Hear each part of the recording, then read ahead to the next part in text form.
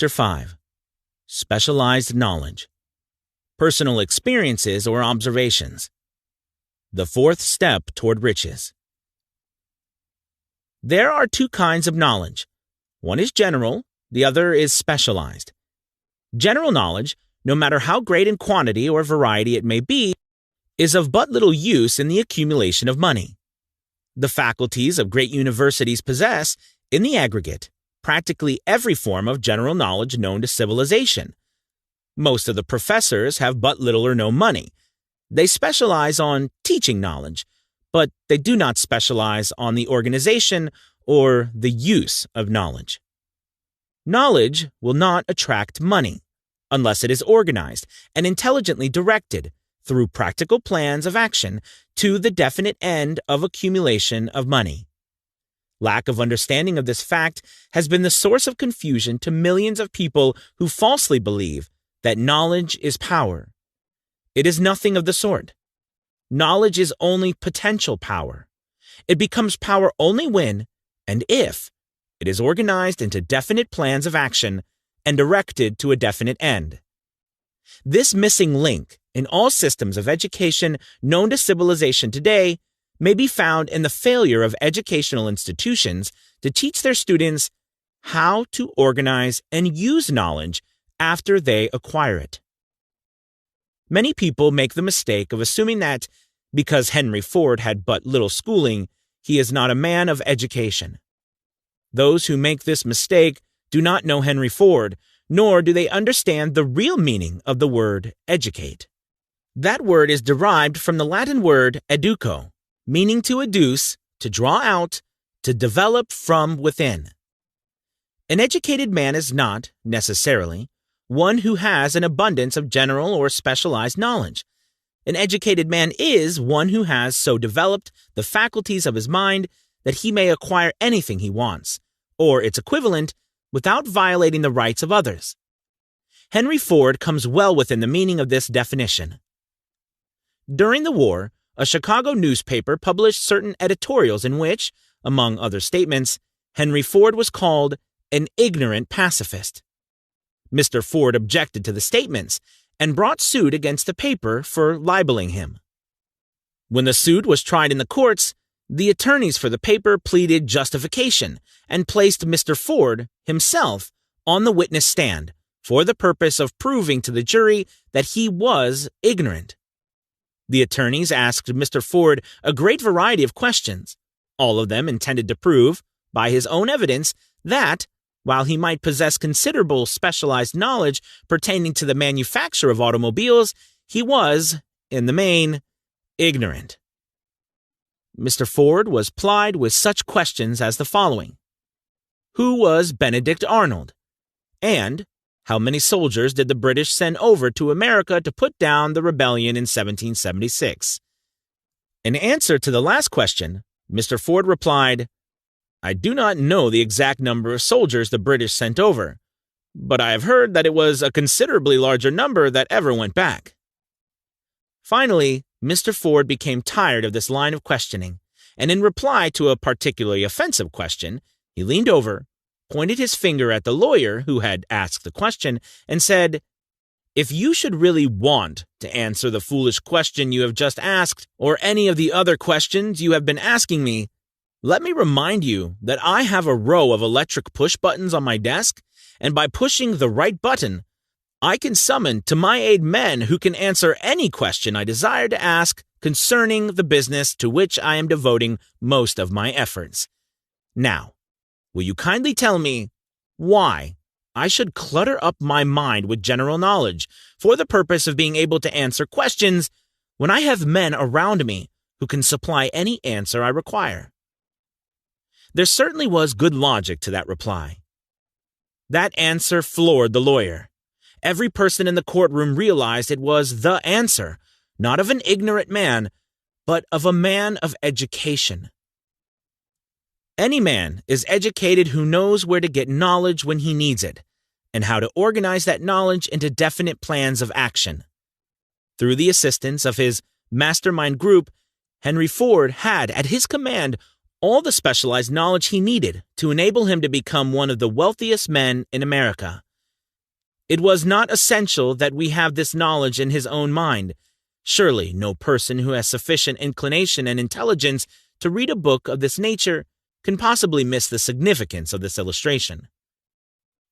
Before you can be sure of your ability to transmute desire into its monetary equivalent, you will require specialized knowledge of the service, merchandise, or profession which you intend to offer in return for fortune.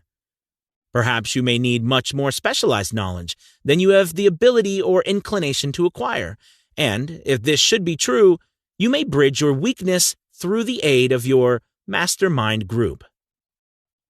Andrew Carnegie stated that he, personally, knew nothing about the technical end of the steel business. Moreover, he did not particularly care to know anything about it. The specialized knowledge which he required for the manufacture and marketing of steel he found available through the individual units of his mastermind group. The accumulation of great fortunes calls for power, and power is acquired through highly organized and intelligently directed specialized knowledge. But that knowledge does not, necessarily, have to be in the possession of the man who accumulates the fortune. The preceding paragraph should give hope and encouragement to the man with ambition to accumulate a fortune who has not possessed himself of the necessary education to supply such specialized knowledge as he may require. Men sometimes go through life suffering from inferiority complexes because they are not men of education. The man who can organize and direct a mastermind group of men who possess knowledge useful in the accumulation of money is just as much of a man of education as any man in the group. Remember this: if you suffer from a feeling of inferiority because your schooling has been limited. Thomas A. Edison had only 3 months of schooling during his entire life. He did not lack education, neither did he die poor. Henry Ford had less than a 6th grade schooling, but he has managed to do pretty well by himself, financially. Specialized knowledge is among the most plentiful and the cheapest forms of service which may be had. If you doubt this, consult the payroll of any university. It pays to know how to purchase knowledge. First of all, decide the sort of specialized knowledge you require and the purpose for which it is needed. To a large extent, your major purpose in life, the goal toward which you are working, will help determine what knowledge you need. With this question settled, your next move requires that you have accurate information concerning dependable sources of knowledge. The more important of these are A. One's own experience in education. B. Experience and education available through cooperation of others, mastermind alliance. C. Colleges and universities. D. Public libraries, through books and periodicals in which may be found all the knowledge organized by civilization. E. Special training courses, through night schools and home study schools in particular. As knowledge is acquired, it must be organized and put into use for a definite purpose, through practical plans. Knowledge has no value except that which can be gained from its application towards some worthy end. This is one reason why college degrees are not valued more highly. They represent nothing but miscellaneous knowledge. If you contemplate taking additional schooling, first determine the purpose for which you want the knowledge you are seeking.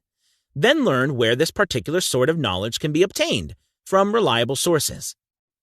Successful men, in all callings, never stop acquiring specialized knowledge related to their major purpose, business, or profession. Those who are not successful usually make the mistake of believing that the knowledge acquiring period ends when one finishes school. The truth is that schooling does but little more than to put one in the way of learning how to acquire practical knowledge. With this changed world, which began at the end of the economic collapse, came also astounding changes in educational requirements. The order of the day is specialization. This truth was emphasized by Robert P. Moore, Secretary of Appointments of Columbia University. Specialists most sought. Particularly sought after by employing companies are candidates who have specialized in some field, business school graduates with training in accounting and statistics, engineers of all varieties, journalists, architects, chemists, and also outstanding leaders and activity men of the senior class. The man who has been active on the campus, whose personality is such that he gets along with all kinds of people and who has done all adequate job with his studies, has the most decided edge over the strictly academic student. Some of these, because of their all-around qualifications, have received several offers of positions, a few of them as many as 6. In departing from the conception that the straight-A student was invariably the one to get the choice of the better jobs, Mr. Morse said that most companies look not only to academic records, but to activity records and personalities of the students. One of the largest industrial companies, the leaders in its field, in writing to Mr. Moore concerning prospective seniors at the college said, "We are interested primarily in finding men who can make exceptional progress in management work. For this reason, we emphasize qualities of character, intelligence, and personality far more than specific educational background." Apprenticeship proposed. Proposing a system of apprenticing students in offices, stores, and industrial occupations during the summer vacation, Mr. Moore asserts that after the first 2 or 3 years of college, every student should be asked to choose a definite future course and to call a halt if he has been merely pleasantly drifting without purpose through an unspecialized academic curriculum. Colleges and universities must face the practical consideration that all professions and occupations now demand specialists, he said, urging that the educational institutions accept more direct responsibility for vocational guidance. One of the most reliable and practical sources of knowledge available to those who need specialized schooling is the night schools operated in most large cities. The correspondence schools give specialized training anywhere the U.S. mail goes, on all subjects that can be taught by the extension method. One advantage of home study training is the flexibility of the study program, which permits one to study during spare time. Another stupendous advantage of home study training, if the school is carefully chosen, is the fact that most courses offered by home study schools carry with them generous privileges of consultation, which can be of priceless value to those needing specialized knowledge. No matter where you live, you can share the benefits. Anything acquired without effort and without cost is generally unappreciated, often discredited. Perhaps this is why we get so little from the marvelous opportunity of public schools. The self-discipline once received from a definite program of specialized study makes up, to some extent, for the wasted opportunity when knowledge was available without cost. Correspondence schools are highly organized business institutions. Their tuition fees are so low that they are forced to insist upon prompt payments. Being asked to pay, whether the student makes good grades or poor, has the effect of causing one to follow through with the course when he would otherwise drop it. The correspondence schools have not stressed this point sufficiently, for the truth is that their collection departments constitute the very finest sort of training on decision, promptness, action, and the habit of finishing that which one begins. I learned this from experience more than 25 years ago. I enrolled for a home study course in advertising. After completing 8 of the 10 lessons, I stopped studying, but the school did not stop sending me bills. Moreover, it insisted upon payment, whether I kept up my studies or not. I decided that if I had to pay for the course, which I had legally obligated myself to do, I should complete the lessons and get my money's worth. I felt, at the time, that the collection system of the school was somewhat too well organized, but I learned later in life that it was a valuable part of my training for which no charge has been made. Being forced to pay, I went ahead and completed the course. Later in life, I discovered that the efficient collection system of that school had been worth much in the form of money earned because of the training and advertising I had so reluctantly taken. We have in this country what is said to be the greatest public school system in the world. We have invested fabulous sums for fine buildings, we have provided convenient transportation for children living in the rural districts, so they may attend the best schools. But there is one astounding weakness to this marvelous system. It is free. One of the strangest things about human beings is that they value only what has a price. The free schools of America and the free public libraries do not impress people because they are free. This is a major reason why so many people find it necessary to acquire additional training after they quit school and go to work. It is also one of the major reasons why employers give greater consideration to employees who take home study courses. They have learned, from experience, that any person who has the ambition to give up a part of his spare time to study at home has in him those qualities which makes for leadership. This recognition is not a charitable gesture, it is sound business judgment upon the part of the employers. There is one weakness in people for which there is no remedy. It is the universal weakness of lack of ambition. Persons, especially salaried people, who schedule their spare time to provide for home study seldom remain at the bottom very long. Their action opens the way for the upward climb, removes many obstacles from their path, and gains the friendly interest of those who have the power to put them in the way of an opportunity. The home study method of training is especially suited to the needs of employed people who find, after leaving school, that they must acquire additional specialized knowledge, but cannot spare the time to go back to school. The changed economic conditions prevailing since the Depression have made it necessary for thousands of people to find additional or new sources of income. For the majority of these, the solution to their problem may be found only by acquiring specialized knowledge. Many will be forced to change their occupations entirely. When a merchant finds that a certain line of merchandise is not selling, he usually supplants it with another that is in demand.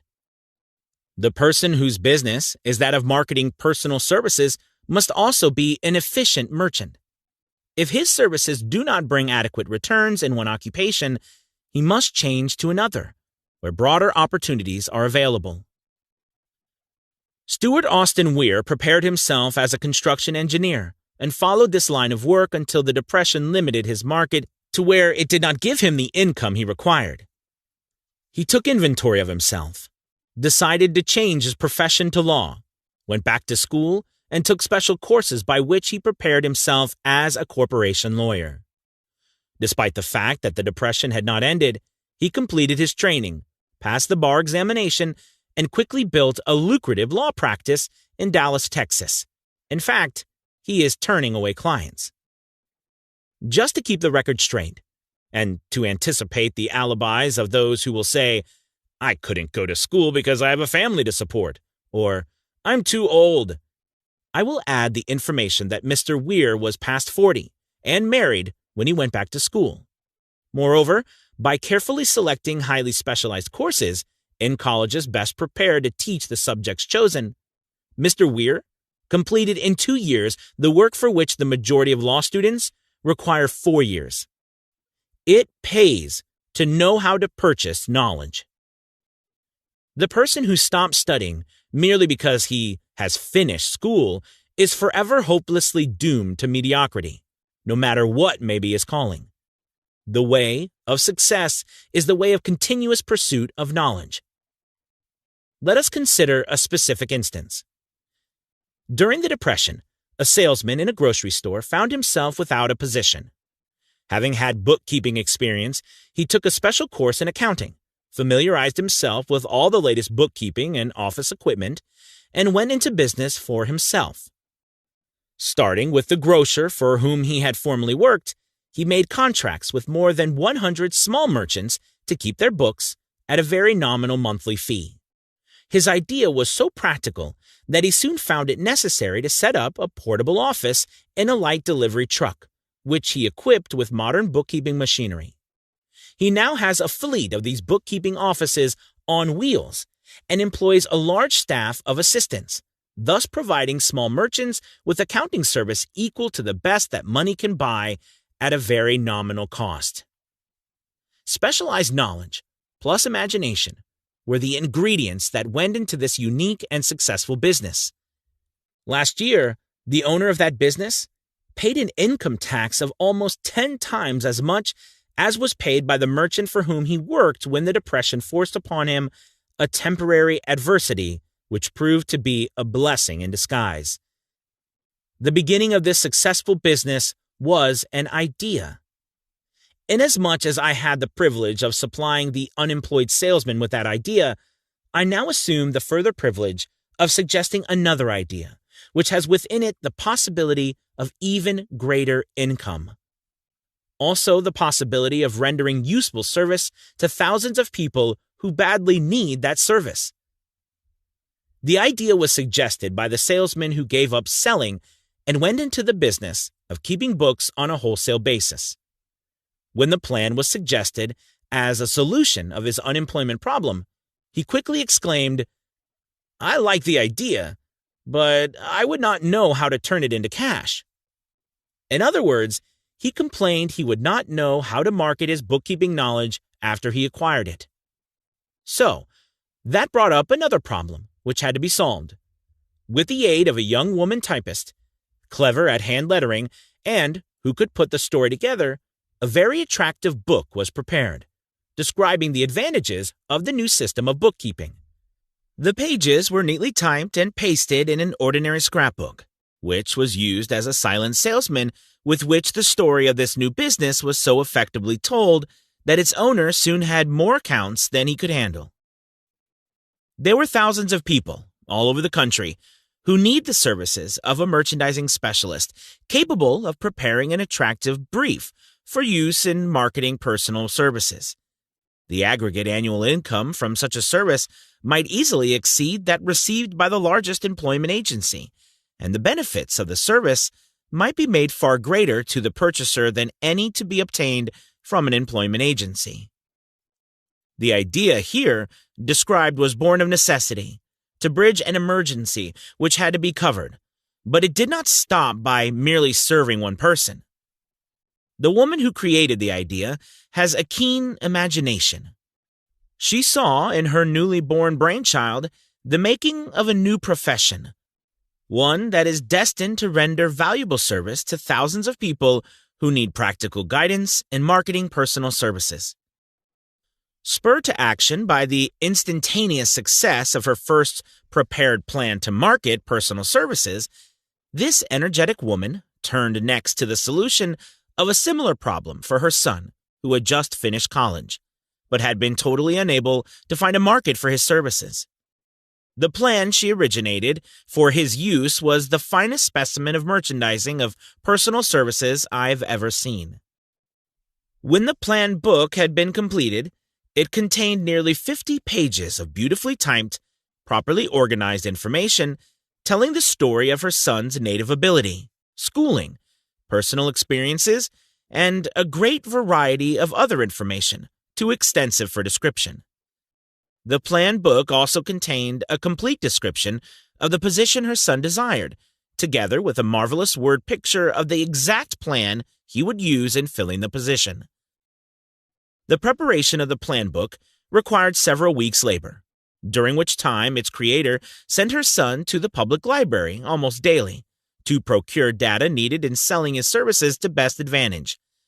She sent him also to all the competitors of his prospective employer and gathered from them vital information concerning their business methods, which was of great value in the formation of the plan he intended to use in filling the position he sought. When the plan had been finished, it contained more than half a dozen very fine suggestions for the use and benefit of the prospective employer. The suggestions were put into use by the company. One may be inclined to ask, why go to all this trouble to secure a job? The answer is straight to the point. Also, it is dramatic, because it deals with a subject which assumes the proportion of a tragedy with millions of men and women whose sole source of income is personal services. The answer is, doing a thing well never is trouble. The plan prepared by this woman for the benefit of her son helped him get the job for which he applied, at the first interview at a salary fixed by himself. Moreover, and this too is important, the position did not require the young man to start at the bottom. He began as a junior executive at an executive salary. Why go to all this trouble, do you ask?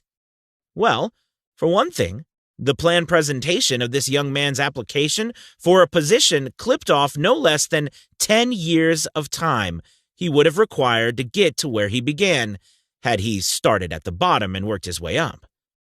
This idea of starting at the bottom and working one's way up may appear to be sound, but the major objection to it is this: too many of those who begin at the bottom never manage to lift their heads high enough to be seen by opportunity, so they remain at the bottom. It should be remembered also that the outlook from the bottom is not so very bright or encouraging. It has the tendency to kill off ambition.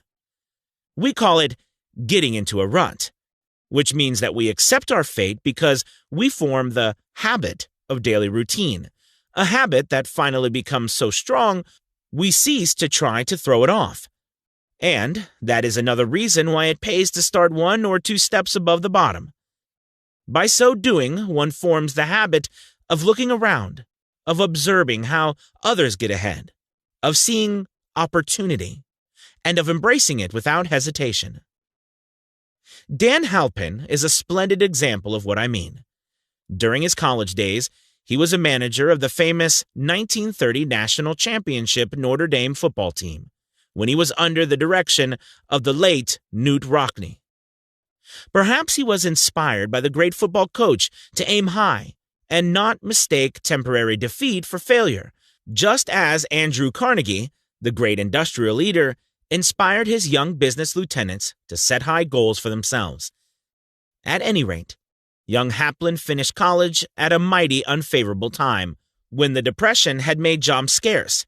So, after a fling at investment banking and motion pictures, he took the first opening with a potential future he could find, selling electrical hearing aids on a commission basis. Anyone could start in that sort of job, and Halpin knew it, but it was enough to open the door of opportunity to him. For almost 2 years, he continued in a job not to his liking, and he would never have risen above that job if he had not done something about his dissatisfaction. He aimed, first, at the job of assistant manager of his company, and got the job. That one step upward placed him high enough above the crowd to enable him to see still greater opportunity. Also, it placed him where opportunity could see him. He made such a fine record selling hearing aids that A.M. Andrews, chairman of the board of the Dictograph Products Company, a business competitor of the company for which Halpin worked, wanted to know something about that man, Dan Halpin, who was taking big sales away from the long-established Dictograph Company. He sent for Halpin. When the interview was over, Halpin was the new sales manager in charge of the Acousticon division. Then, to test young Halpin's mettle, Mr. Andrews went away to Florida for 3 months, leaving him to sink or swim in his new job. He did not sink. Knute Rockne's spirit of all the world loves a winner and has no time for a loser inspired him to put so much into his job that he was recently elected vice president of the company and general manager of the Acousticon and Silent Radio division, a job which most men would be proud to earn through 10 years of loyal effort. Halpin turned the trick in little more than 6 months. It is difficult to say whether Mr. Andrews or Mr. Halpin is more deserving of eulogy, for the reason that both showed evidence of having an abundance of that very rare quality known as imagination. Mr. Andrews deserves credit for seeing, in young Halpin, a go-getter of the highest order. Halpin deserves credit for refusing to compromise with life by accepting and keeping a job he did not want. And that is one of the major points I am trying to emphasize through this entire philosophy. That we rise to high positions or remain at the bottom because of conditions we can control if we desire to control them. I am also trying to emphasize another point, namely, that both success and failure are largely the results of habit. I have not the slightest doubt that Dan Halpin's close association with the greatest football coach America ever knew planted in his mind the same brand of desire to excel which made the Notre Dame football team world famous. Truly, there is something to the idea that hero worship is helpful, provided one worships a winner. Halpin tells me that Rockne was one of the world's greatest leaders of men in all history. My belief in the theory that business associations are vital factors both in failure and in success was recently demonstrated when my son Blair was negotiating with Dan Halpin for a position. Mr. Halpin offered him a beginning salary of about one-half what he could have gotten from a rival company. I brought parental pressure to bear and induced him to accept the place with Mr. Halpin because I believe that close association with one who refuses to compromise with circumstances he does not like is an asset that can never be measured in terms of money. The bottom is a monotonous, dreary, unprofitable place for any person. That is why I have taken the time to describe how lowly beginnings may be circumvented by proper planning. Also, that is why so much space has been devoted to a description of this new profession, created by a woman who was inspired to do a fine job of planning because she wanted her son to have a favorable break. With the changed conditions, ushered in by the world economic collapse, came also the need for newer and better ways of marketing personal services. It is hard to determine why someone had not previously discovered this stupendous need, in view of the fact that more money changes hands in return for personal services than for any other purpose. The sum paid out monthly to people who work for wages and salaries is so huge that it runs into the hundreds of millions, and the annual distribution amounts to billions. Perhaps some will find, in the idea here briefly described, the nucleus of the riches they desire. Ideas with much less merit have been the seedlings from which great fortunes have grown. Woolworth's 5 and 10 cent store idea, for example, had far less merit, but it piled up a fortune for its creator. Those seeing opportunity lurking in this suggestion will find value aid in the chapter on organized planning. Incidentally, an efficient merchandiser of personal services would find a growing demand for his services wherever there are men and women who seek better markets for their services. By applying the mastermind principle, a few people with suitable talent could form an alliance and have a paying business very quickly. One would need to be a fair writer, with a flair for advertising and selling, one handy at typing and hand lettering, and one should be a first-class business getter who would let the world know about the service. If one person possessed all these abilities, he might carry on the business alone until it outgrew him. The woman who prepared the personal service plan for her son now receives requests from all parts of the country for her cooperation in preparing similar plans for others who desire to market their personal services for more money. She has a staff of expert typists, artists, and writers who have the ability to dramatize the case history so effectively that one's personal services can be marketed for much more money than the prevailing wages for similar services. She is so confident of her ability that she accepts, as the major portion of her fee, a percentage of the increased pay she helps her clients to earn. It must not be supposed that her plan merely consists of clever salesmanship, by which she helps men and women to demand and receive more money for the same services they formerly sold for less pay. She looks after the interests of the purchaser as well as the seller of personal services, and so prepares her plans that the employer receives full value for the additional money he pays. The method by which she accomplishes this astonishing result is a professional secret, which she discloses to no one excepting her own clients. If you have the imagination and seek a more profitable outlet for your personal services, this suggestion may be the stimulus for which you have been searching. The idea is capable of yielding an income far greater than that of the average doctor, lawyer, or engineer whose education required several years in college. The idea is sellable to those seeking new positions, in practically all positions, calling for managerial or executive ability, and those desiring rearrangement of incomes in their present positions. There is no fixed price for sound ideas. Back of all ideas is specialized knowledge. Unfortunately, for those who do not find riches in abundance, specialized knowledge is more abundant and more easily acquired than ideas. Because of this very truth, there is a universal demand and an ever-increasing opportunity for the person capable of helping men and women to sell their personal services advantageously. Capability means imagination, and the one quality needed to combine specialized knowledge with ideas in the form of organized plans designed to yield riches. If you have imagination, this chapter may present you with an idea sufficient to serve as the beginning of the riches you desire. Remember, the idea is the main thing. Specialized knowledge may be found just around the corner, any corner. Chapter 6. Imagination. The workshop of the mind. The fifth step toward riches. The imagination is literally the workshop wherein are fashioned all plans created by man. The impulse, the desire, is given shape, form, and action through the aid of the imaginative faculty of the mind. It has been said that man can create anything which he can imagine. Of all the ages of civilization, this is the most favorable for the development of the imagination, because it is an age of rapid change.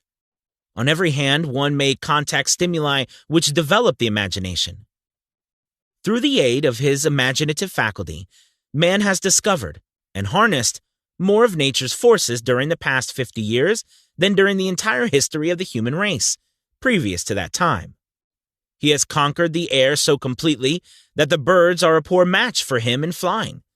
He has harnessed the ether and made it serve as a means of instantaneous communication with any part of the world. He has analyzed and weighed the sun at the distance of millions of miles and has determined, through the aid of imagination, the elements of which it consists.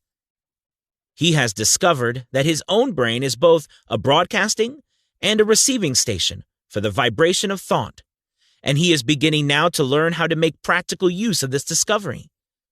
He has increased the speed of locomotion until he may now travel at the speed of more than 300 miles an hour. The time will soon come when a man may breakfast in New York and lunch in San Francisco. Man's only limitation, within reason, lies in his development and use of his imagination. He has not yet reached the apex of development in the use of his imaginative faculty. He has merely discovered that he has an imagination and has commenced to use it in a very elementary way. Two forms of imagination. The imaginative faculty functions in two forms. One is known as synthetic imagination, and the other as creative imagination. Synthetic imagination. Through this faculty, one may arrange old concepts, ideas, or plans into combinations. This faculty creates nothing. It merely works with the material of experience, education, and observation with which it is fed. It is the faculty used most by the inventor, with the exception of the who draws upon the creative imagination when he cannot solve his problem through synthetic imagination. Creative imagination. Through the faculty of creative imagination, the finite mind of man has direct communication with infinite intelligence. It is the faculty through which hunches and inspirations are received. It is by this faculty that all basic or new ideas are handed over to man. It is through this faculty that thought vibrations from the minds of others are received. It is through this faculty that one individual may tune in or communicate with the subconscious minds of other men.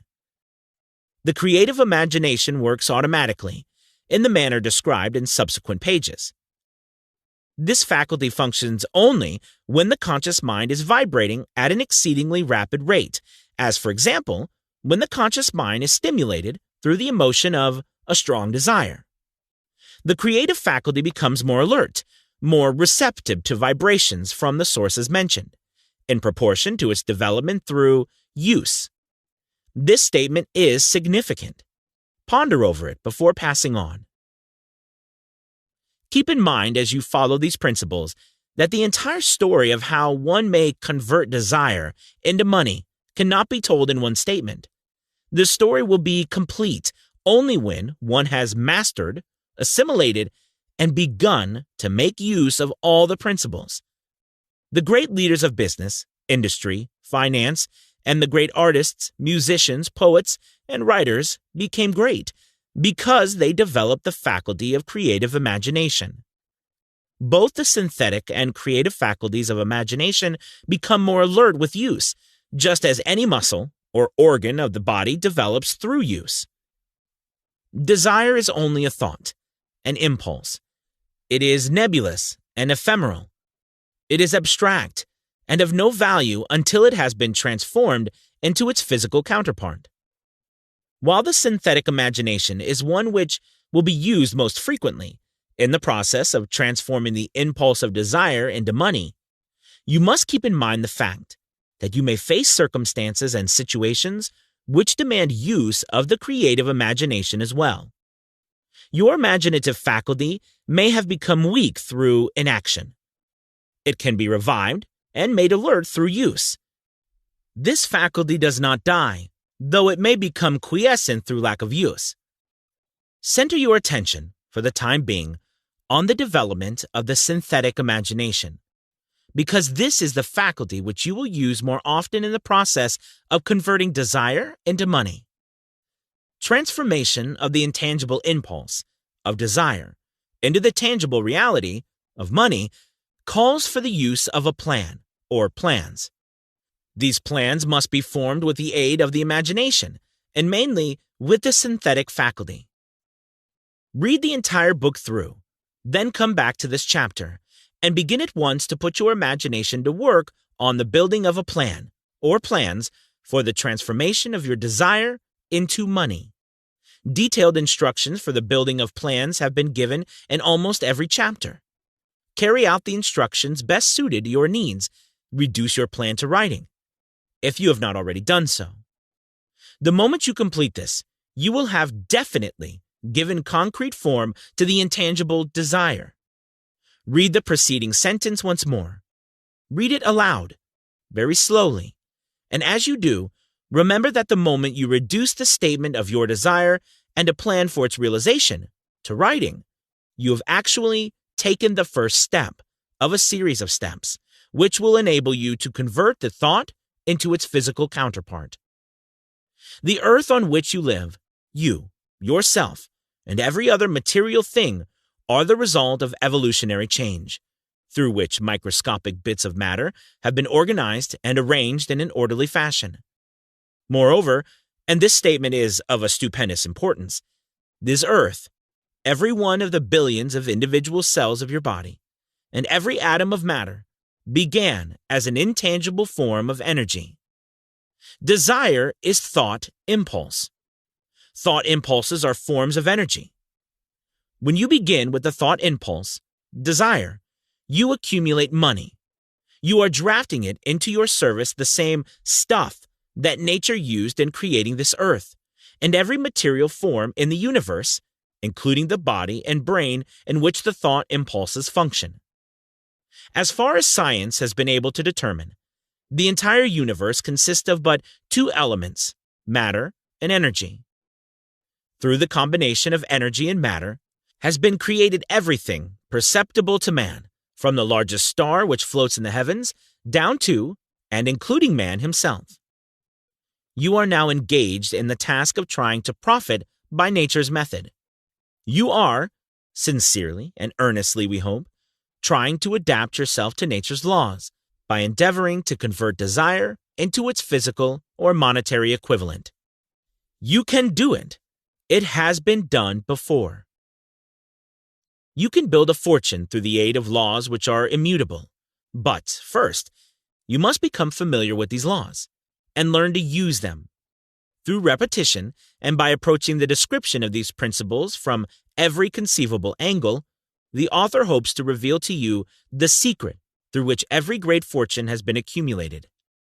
Strange and paradoxical as it may seem, the secret is not a secret.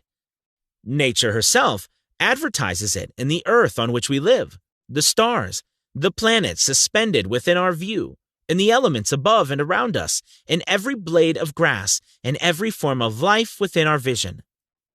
Nature advertises this secret in the terms of biology, in the conversion of a tiny cell, so small that it may be lost on the point of a pin, into the human being now reading this line. The conversion of desire into its physical equivalent is, certainly, no more miraculous. Do not become discouraged if you do not fully comprehend all that has been stated. Unless you have long been a student of the mind, it is not to be expected that you will assimilate all that is in this chapter upon the first reading. But you will, in time, make good progress.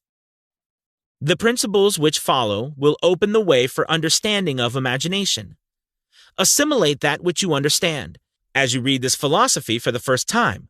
Then, when you reread and study it, you will discover that something has happened to clarify it and give you a broader understanding of the whole. Above all, do not stop, nor hesitate in your study of these principles until you have read the book at least 3 times, for then you will not want to stop. How to make practical use of imagination. Ideas are the beginning points of all fortunes. Ideas are products of the imagination. Let us examine a few well-known ideas which have yielded huge fortunes, with the hope that these illustrations will convey definite information concerning the method by which imagination may be used in accumulating riches. The Enchanted Kettle. 50 years ago, an old country doctor drove to town, hitched his horse, quietly slipped into a drugstore by the back door, and began dickering with the young drug clerk. His mission was destined to yield great wealth to many people. It was destined to bring to the South the most far-flung benefits since the Civil War. For more than an hour, behind the prescription counter, the old doctor and the clerk talked in low tones. Then the doctor left. He went out to the buggy and brought back a large, old-fashioned kettle, a big wooden paddle, used for stirring the contents of a kettle, and deposited them in the back of the store. The clerk inspected the kettle, reached into his inside pocket, took out a roll of bills, and handed it over to the doctor. The roll contained exactly $500, the clerk's entire savings. The doctor handed over a small slip of paper on which was written a secret formula. The words on that small slip of paper were worth a king's ransom, but not to the doctor. Those magic words were needed to start the kettle to boiling, but neither the doctor nor the young clerk knew what fabulous fortunes were destined to flow from that kettle. The old doctor was glad to sell the outfit for $500. The money would pay off his debts and give him freedom of mind. The clerk was taking a big chance by staking his entire life savings on a mere scrap of paper and an old kettle. He never dreamed his investment would start a kettle to overflowing with gold that would surpass the miraculous performance of Aladdin's lamp. What the clerk really purchased was an idea. The old kettle and the wooden paddle and the secret message on a slip of paper were incidental. The strange performance of that kettle began to take place after the new owner mixed with the secret instructions an ingredient of which the doctor knew nothing. Read this story carefully. Give your imagination a test. See if you can discover what it was that the young man added to the secret message, which caused the kettle to overflow with gold. Remember, as you read, that this is not a story from Arabian Nights. Here you have a story of facts, stranger than fiction, facts which began in the form of an idea. Let us take a look at the vast fortunes of gold this idea has produced. It has paid, and still pays, huge fortunes to men and women all over the world, who distribute the contents of the kettle to millions of people. The old kettle is now one of the world's largest consumers of sugar, thus providing jobs of a permanent nature to thousands of men and women engaged in growing sugarcane and in refining and marketing sugar. The old kettle consumes, annually, millions of glasses of bottles, providing jobs to huge numbers of glass workers. The old kettle gives employment to an army of clerks, stenographs, copywriters, and advertising experts throughout the nation. It has brought fame and fortune to scores of artists who have created magnificent pictures describing the product. The old kettle has converted a small southern city into the business capital of the South, where it now benefits directly or indirectly every business and practically every resident of the city. The influence of this idea now benefits every civilized country in the world, pouring out a continuous stream of gold to all who touch it. Gold from the kettle built and maintains one of the most prominent colleges of the South, where thousands of young people receive the training essential for success. The old kettle has done other marvelous things.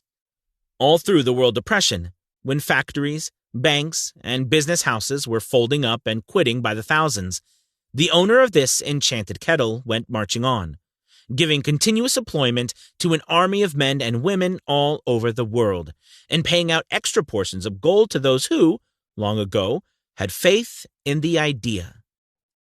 If the product of that old brass kettle could talk, it would tell thrilling tales of romance in every language.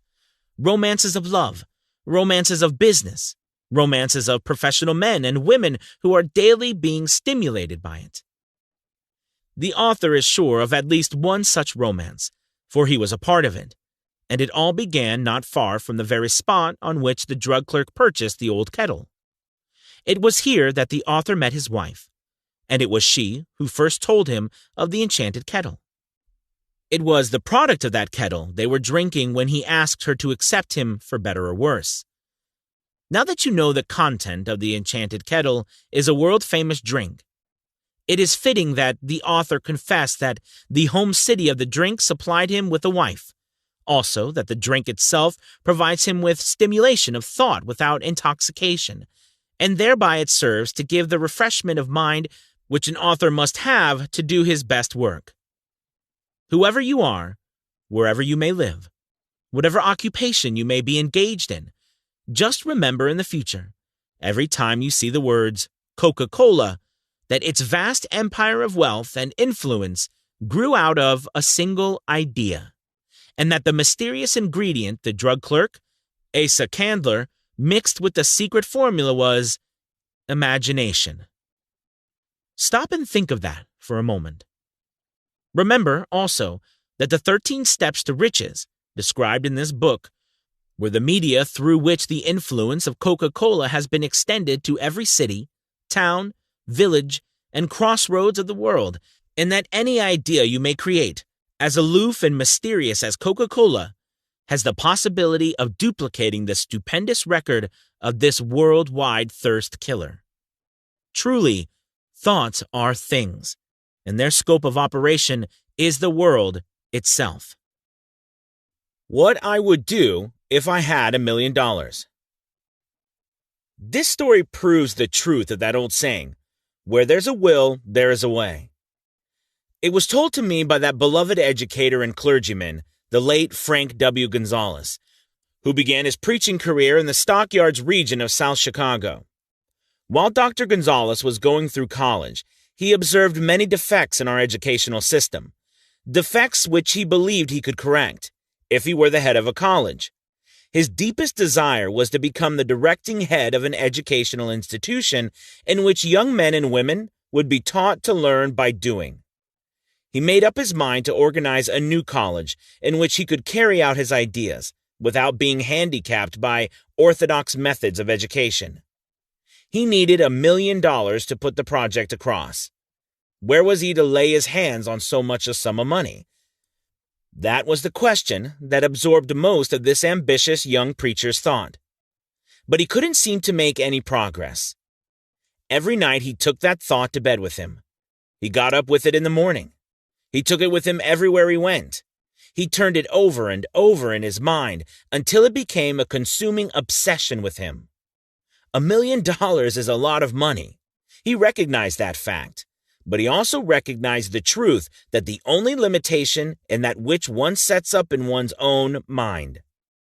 Being a philosopher as well as a preacher, Dr. Gonzalez recognized, as do all who succeed in life, that definiteness of purpose is the starting point from which one must begin. He recognized, too, that definiteness of purpose takes on animation, life, and power when backed by a burning desire to translate that purpose into its material equivalent. He knew all these great truths, yet he did not know where or how to lay his hands on $1 million. The natural procedure would have been to give up and quit by saying, well, my idea is a good one, but I can't do anything with it because I never can procure the necessary $1 million. That is exactly what the majority of people would have said, but it is not what Dr. Gonzalez said. What he said and what he did are so important that I now introduce him and let him speak for himself. One Saturday afternoon, I sat in my room thinking of ways and means of raising the money to carry out my plans.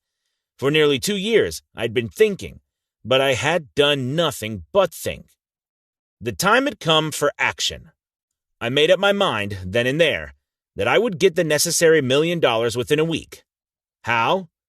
I was not concerned about that. The main thing of importance was the decision to get the money within a specified time. And I want to tell you that the moment I reached a definite decision to get the money within a specified time, a strange feeling of assurance came over me, such as I had never before experienced. Something inside me seemed to say, "Why didn't you reach that decision a long time ago? The money was waiting for you all the time." Things began to happen in a hurry. I called the newspapers and announced I would preach a sermon the following morning entitled, "What I Would Do If I Had $1 Million." I went to work on the sermon immediately, but I must tell you frankly, the task was not difficult, because I had been preparing that sermon for almost 2 years. The spirit back of it was a part of me. Long before midnight, I had finished writing the sermon. I went to bed and slept with a feeling of confidence, for I could see myself already in possession of the $1 million. Next morning I arose early, went into the bathroom, read the sermon, then knelt on my knees and asked that my sermon might come to the attention of someone who would supply the needed money. While I was praying, I again had that feeling of assurance that the money would be forthcoming.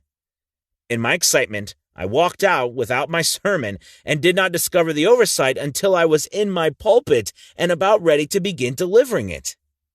It was too late to go back for my notes, and what a blessing that I couldn't go back.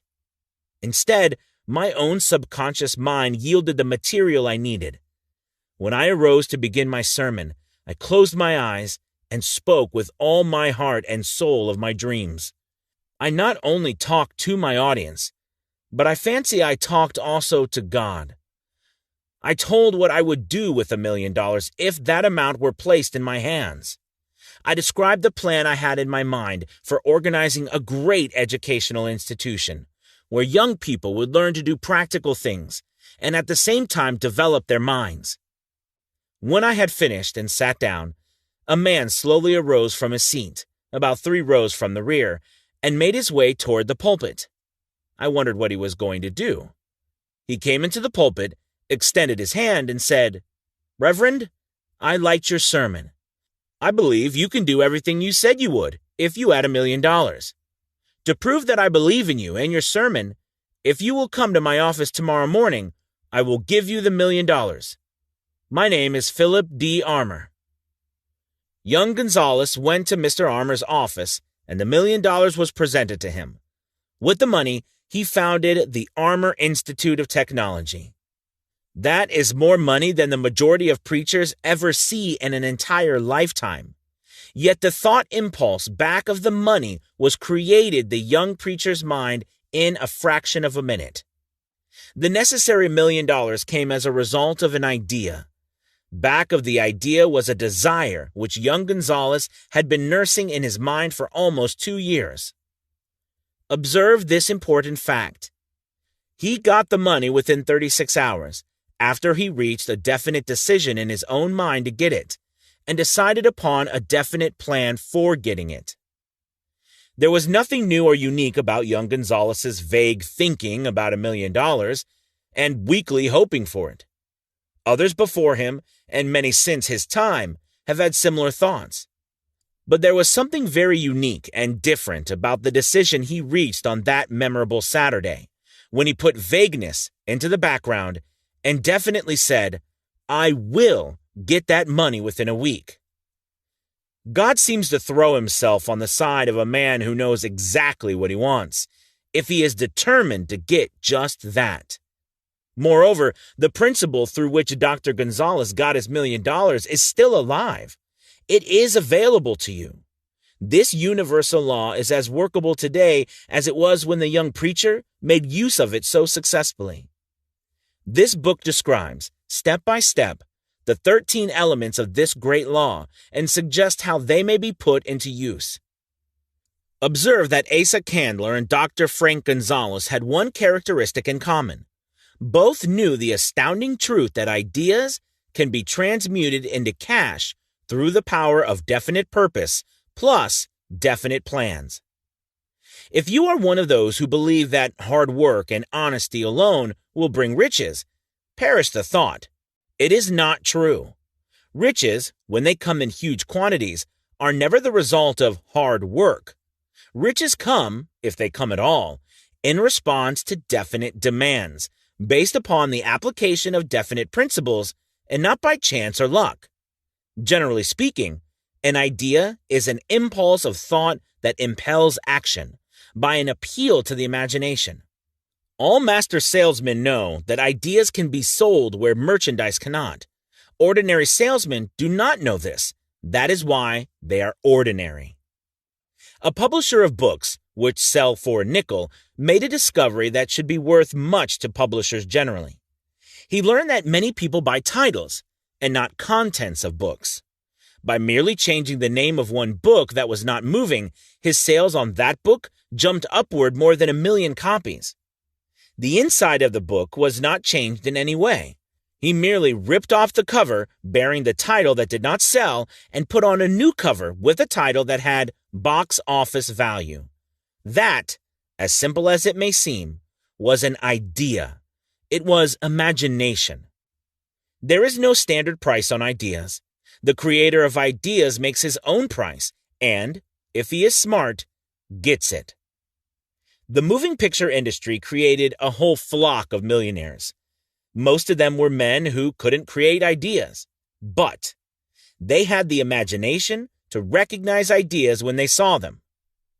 The next flock of millionaires will grow out of the radio business, which is new and not overburdened with men of keen imagination.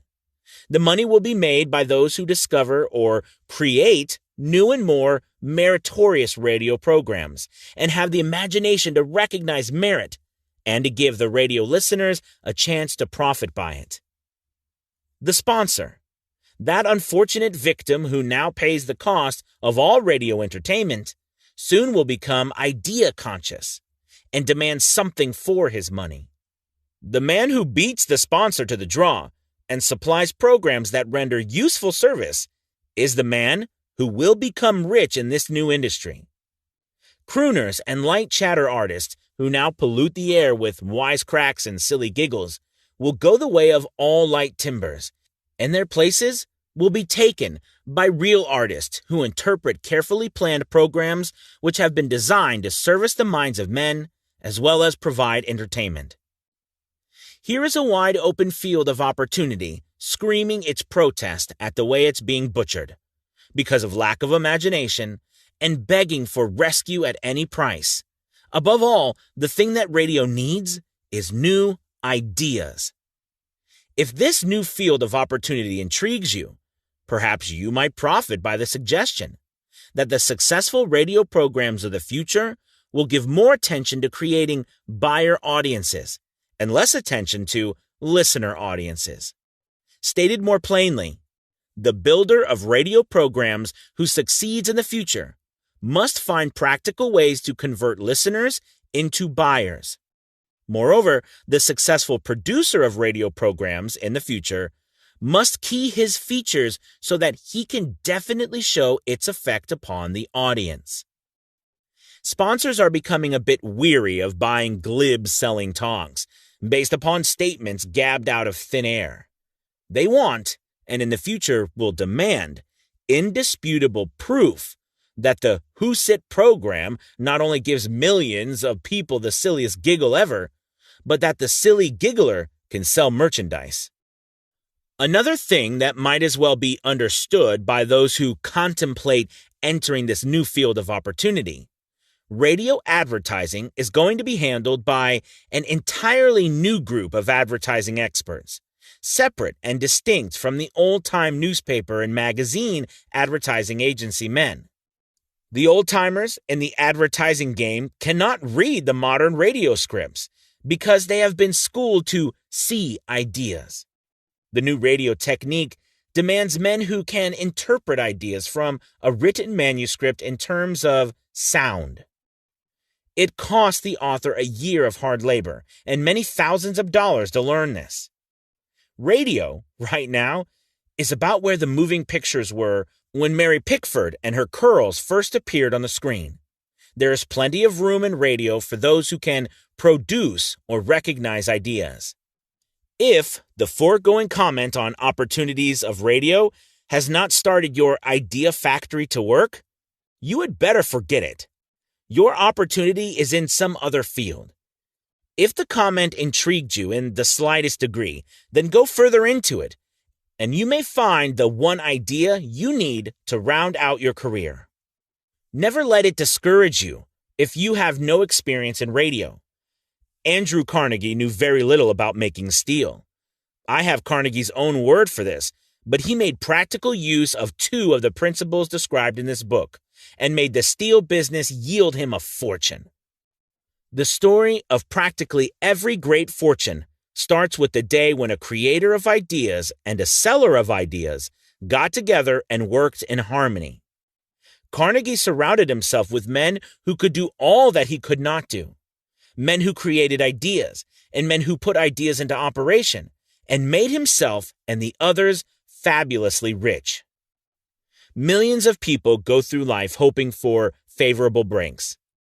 Perhaps a favorable break can get one an opportunity, but the safest plan is not to depend upon luck. It was a favorable break that gave me the biggest opportunity of my life, but 25 years of determined effort had to be devoted to that opportunity before it became an asset. The break consisted of my good fortune in meeting and gaining the cooperation of Andrew Carnegie. On that occasion, Carnegie planted in my mind the idea of organizing the principles of achievement into a philosophy of success. Thousands of people have profited by the discoveries made in the 25 years of research, and several fortunes have been accumulated through the application of the philosophy. The beginning was simple. It was an idea which anyone might have developed. The favorable break came through Carnegie, but what about the determination, definiteness of purpose, and the desire to attain the goal, and the persistent effort of 25 years? It was no ordinary desire that survived disappointment, discouragement, temporary defeat, criticism, and the constant reminding of waste of time. It was a burning desire, an obsession. When the idea was first planted in my mind by Mr. Carnegie, it was coaxed, nursed, and enticed to remain alive. Gradually, the idea became a giant under its own power, and it coaxed, nursed, and drove me. Ideas are like that. First, you give life and action and guidance to ideas. Then, they take on power of their own and sweep aside all opposition. Ideas are intangible forces, but they have more power than the physical brains that give birth to them. They have the power to live on after the brain that creates them has returned to dust. For example, take the power of Christianity. That began with a simple idea, born in the brain of Christ. Its chief tenet was, do unto others as you would have them do unto you. Christ has gone back to the source from whence he came, but his idea goes marching on.